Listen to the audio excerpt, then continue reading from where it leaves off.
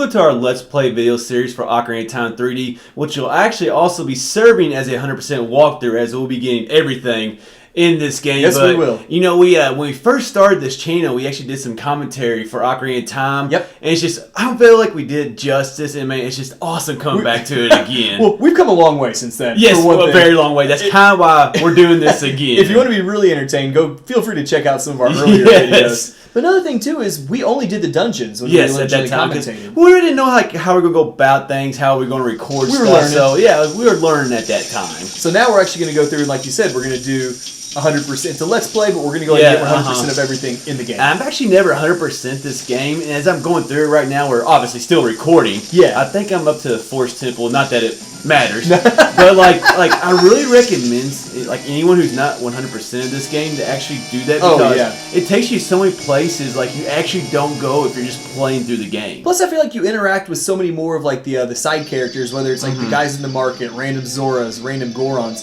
I feel like there's so much more like side quests, which really kind of flesh out the world a little bit. Yeah. Now, just like right out the bat, can already see the updated graphics. Oh yeah. Because we're going to talk about Ocarina of Time is my favorite Zelda game, and Red, it's your second favorite Zelda game, so we obviously both rank it very high. But I thought just the updated graphics, I mean, it just really made one of my favorite games ever really come out. And there really wasn't that much variation between this and the original version. There really isn't. Like, you think about like the Majora's Mask between the Nintendo 64 version and the 3DS version, and they changed a lot, I feel like, in Majora's Mask. And I like that, and I didn't like, at the same time. I like that this one right here cut to the formula. It really did. I thought there were some things that they kind of needed to change with Majora's Mask 3D. I agree, but this one, like we said, the changes are mostly just graphical. Like, the depth you get with the 3D looks great, and just like everything looks sharper and cleaner. Yo, it really does. And this flyover right here, the forest. Just, I love it too, man. Just like you could already tell it. I mean, we already saw the graphics with the Deku Tree, but I think this part right here is the first time where we get to see those updated graphics in like full view.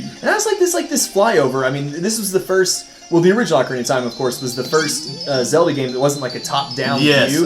So just to get a flyover of this this world where you're going to be moving around like in a much different way than any previous Zelda game, it kind of gave you an exposure to like you're dealing with a 3D world now. Yeah, and I love those trees right there. Like those trees, like they look so much better than the original version right there. And those little details we'll see throughout the game. Is what I love about this one. You know what they needed to improve in this game, but they didn't? Navi is still as annoying as ever. She is horrible. Like, I mean, how bad would it be to have a fairy like follow you around everywhere? Oh my, it'd be terrible. Especially during sex. let's think. Hey, listen.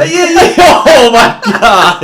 Trying to give you pointers and stuff. The weakness is here. We could probably both use those. I mean, I'm not saying we couldn't, but. Oh my gosh. I'm just thinking, like, right off the bat, like, if you've never played this before, anyone who wakes you up when you're trying to sleep is going to be a horrible person. And she continues to be horrible throughout the game. And just really the thing with her, I think it's a she, isn't it? I've always called her. Her. Like, I forgot where I was going. I was trying to think of its gender, and if we actually ever knew. I'm not sure if we ever actually say. Like, she really did. Well, I've always called her too. Me too. But I mean, like, she is a little bit annoying, but she doesn't bother me that much as I think she bothers some other people. And I think once you get past like the first dungeon, she kind of like she does all like the introductory stuff, tells you some controls and things like that in the first area, in the first dungeon. Once you get past that, the interruptions become less and less. It's not like Fee who continues to interrupt you every 5 minutes. It talks forever. But I feel like I rail on Fee in every commentary we do, so I'll leave her alone this time. Now we do get like some control things right here where he shows how to use the controls of the game in this first part, but I like that it wasn't too much. Like, we were for the most part able to jump into the game right away. We are. If a couple of like the characters and a couple signs you see actually get into more detail on the controls, and you can just skip those once you play it the first time. Exactly. Yeah, because like. Well, yeah, I noticed like some L targeting or the old Z targeting that we actually have to do, but for the most part, you're right with the signs. You can just choose to bypass them and figure stuff out as you go along. Now I kind of have to laugh when we get this sword. Yep. Because it says it's like the treasure of the Kokiri is how we're gonna pronounce it. Yep. It's a treasure. I'll probably say 20 different ways. I don't know exactly what the correct pronunciation is. It's never been our strong suit. Yeah. So. But it says it's the treasure of these people, and we can borrow it for a little while, but I'm pretty sure we never return it. Oh no, we don't. And like, why would they be giving a sword to a child? It's like, I know. Now, no times are probably different, like, because Ocarina of Time's very early in the timeline, so let's just say it was a long time ago. Definitely. And you can also see the technology.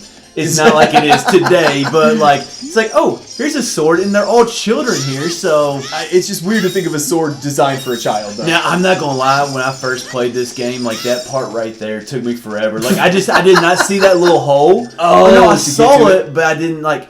With me, like I got this game when it came out, and the one thing that always I struggled with when I first played it was the new mechanics. Yeah, and just like for me, like crawling through a hole in a 3D game, that was stuff that we had never experienced. No, like on the NES and the SNES. Exactly not. Like just the transition to like this, the over our shoulder view. Basically, it introduced new things like that, and I mean, obviously they did a fantastic job with it. It's one of the best games ever made. Yeah, but little things like that, it does take a little while to get a hang of, and this whole first part, like, is just gonna be us kind of wandering. Yeah, around. we're trying to get 40 rupees right now to get Deku Shield because we need that and the sword to go visit the Deku Tree. So Mido.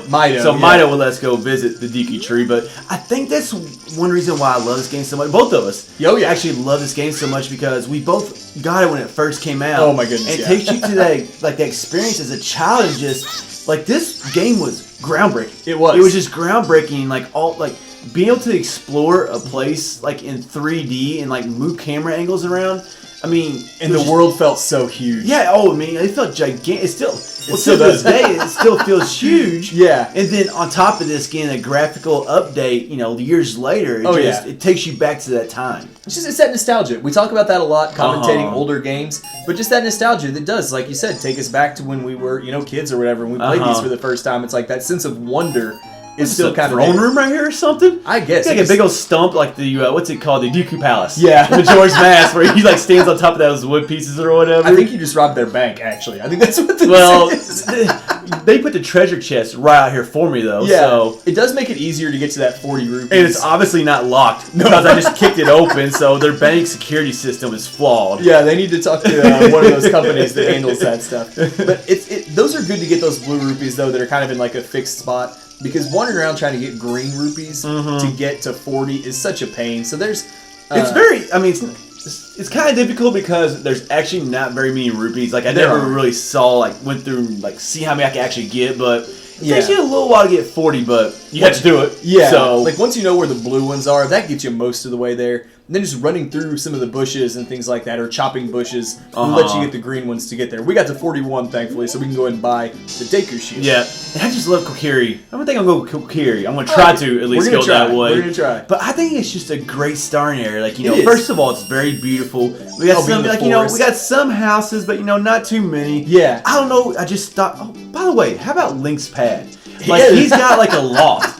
Like, first of all, it's pretty nice on the inside. It really is. I'm not really seeing... I'm sure there's a bed in one of these other rooms, but I would assume so. I've really been paying too much attention. But then, like, he's the only one that has a loft. He's got a pretty nice bachelor pad. That's prime real estate right there. And he doesn't have a fairy spine on him all the time. That's true. That's true. Now he's got one. So he didn't have a fairy. There's a privacy curtain. Obviously on his front door. That's why Saria.